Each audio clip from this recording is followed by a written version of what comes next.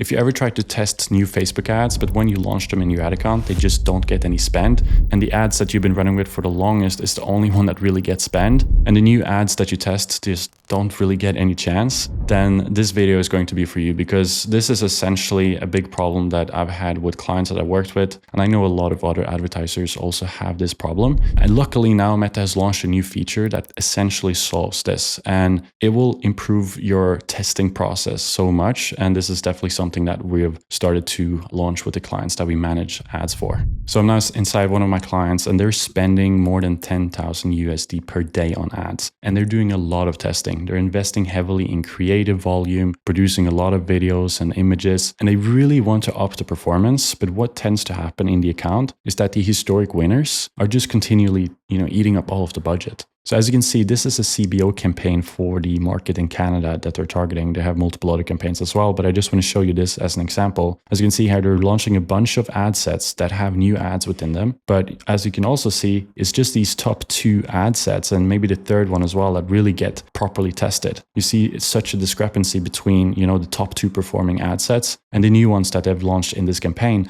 And even though they're spending a lot of effort and a lot of money on creating new ads to try to improve their performance, it just ends up not getting spent. Now, just to get you up to speed on the best creative testing process that we use for clients and that is working the best with Meta's new machine learning system, Andromeda, you should have an evergreen setup where you have 2 campaigns, okay? So you have one testing campaign and one scaling campaign. And the budget distribution between the two should sometimes be 60 to 80% on scaling if you already have proven winners that are scalable and you already have great momentum on this campaign. And then you should have 20 to 40% allocated to testing. Now, if you're a fresher account and you don't really have those amazing winners yet and you haven't built up momentum on a scaling campaign, then you should have the other way around. So you should have most of your budget on testing. Now, I want to talk about the testing campaign here because the process is as follows. Every week, you should launch a new batch. And a new batch is just essentially a set of new ads within a new ad set that you put into the CBO campaign. CBO stands for campaign budget optimization, and it means that you put the budget on the campaign level and you let Meta prioritize where to spend that money. Now, the problem is as you launch new batches and new ad sets within here, very often the new batches just don't get spent and it takes weeks and sometimes multiple weeks before Meta starts to allocate any spend to it. And that just slows down the testing process for you. And if you're in a time period where you're going to have better performance overall because there's more demand for what you're selling and you want to speed up the creative testing process, then that is not going to be possible with the setup unless you use the feature that I'm about to show you in a bit. Because when you find winners, what you want to do is you want to move the winning ad within the batch into the scaling campaign. And that scaling campaign is going to be an Advantage Plus sales campaign. So as you can see here, it's just one broad ad set and you can have up to 50 active ads in here. And over time, this is going to be built out. You're going to have more winners and way more creative diversity within this campaign. But again, that might take a long time for you unless you're able to find these winners with the testing campaign. So here's how we can solve this. So I'm going to show you this inside this example ad account. And essentially what this method does is that it makes sure that every time you launch a new batch, those historic best performing batches will not take 100% of the spend. You will always have a certain percentage of spend that goes into these new batches that you launch within the testing campaign. So let me show you here. You set up a new campaign here. We're going to set up a sales campaign. Click continue.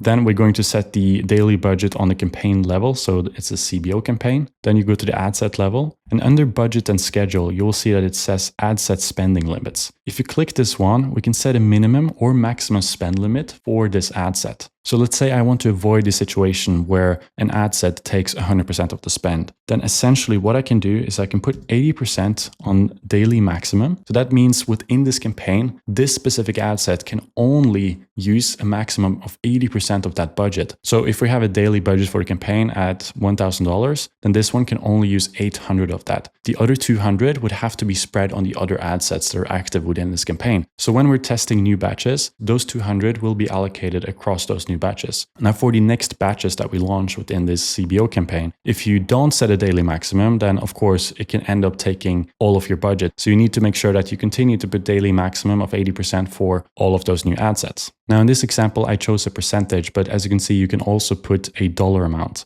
Now we definitely want to keep it at the percentage because as we increase the daily budget for the campaign, we want to make sure that we keep this principle of allocating a similar percentage onto those new batches that we launch within the campaign. So I wouldn't set a dollar amount just because we might scale this campaign over time and we want to make sure that we keep the same principle going as we scale up and increase in spend. Now, regarding the daily minimum here, I would keep this empty. Reason for that is, as we scale up, we don't want to force spend into new batches. Meta is not just looking at conversion data when it tries to figure out if it should allocate more spend to it or not, and if that will support, getting you more conversions or getting you more sales. So if we put a daily minimum percentage and we're essentially telling Meta to force some of the budget from the campaign into this ad set, then that could really hurt your performance. And as you can see in this article from Meta, they also say that regarding using ad set spending limits, you have to be very careful using both maximum and minimum within the same ad set, because that will make it harder for Meta to fully utilize the algorithm. And there's the balance between like trusting Meta 100% and just letting it do its thing and doing some manual work. But in general, you want to be very careful when you start doing these manual adjustments. Very often, what Meta decides to put budget behind is what's going to give you the better results. This is a very mature advertising platform. It has so much data, more than we can comprehend as advertisers. And that is also why I would recommend not putting a minimum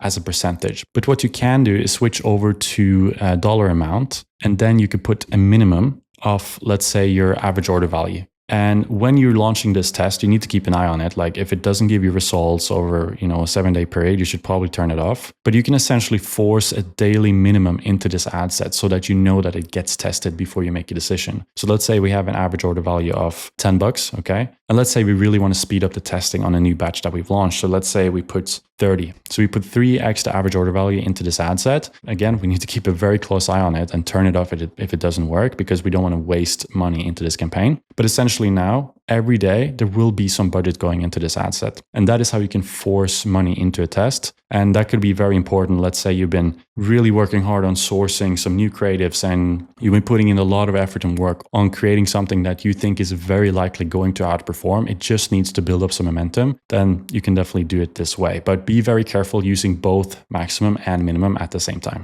Now, another very important thing about using this feature is that you have to be careful if you're using a cost control bid strategy, so either cost per result goal, ROAS goal, or a bid cap. If you're using that together with the minimum spend limits, as you see, Meta states that that may constrain delivery and potentially making minimum spend limits unachievable. So again, be very careful when using this and don't do too much at once. I would run a test on this and I would be very mindful of all of the manual changes that you're doing and making sure that you don't do too many of them at the same time. So don't start using ad set spending limits and a new bid strategy and other stuff at the same time. If you really want to test this, do this test without too many other changes going on at the same time and see if it over time improves performance. Now, on the short term, it's very likely that it will hurt performance because you're essentially forcing money into things that Meta, the algorithm, based on all the data points it has, thinks doesn't deserve budget. So you're kind of doing a bet against Meta. And if you decide to do that, you have to be very intentional about doing so. All that being said, for the advertisers that have,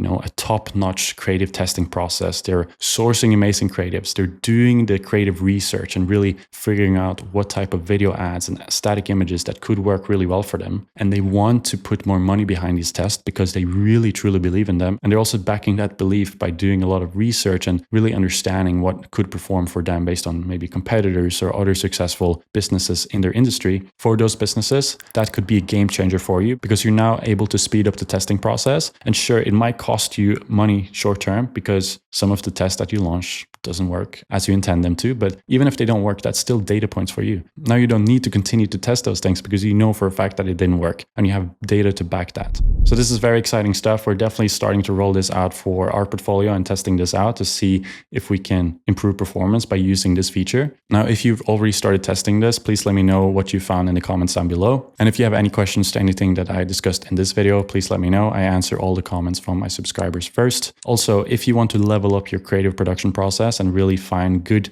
ideas to execute on to create great video ads and static ads, I've built out a creative strategist that has multiple different ad formats built into it, where it helps you ideate and find good creative concepts that you can then execute. So if you want to get that for free, just click the link in the description of this video and I'll send that to your email. And also, if you're looking to take your business to the next level, feel free to book in a call with me using the link in the top of the description below. We still have a couple of slots open for Q4 this year. So if you're looking to scale and take things to the next level, click the link below and see how you can work with me directly. All that being said, thank you so much for watching this video, and I look forward to seeing you in the next one.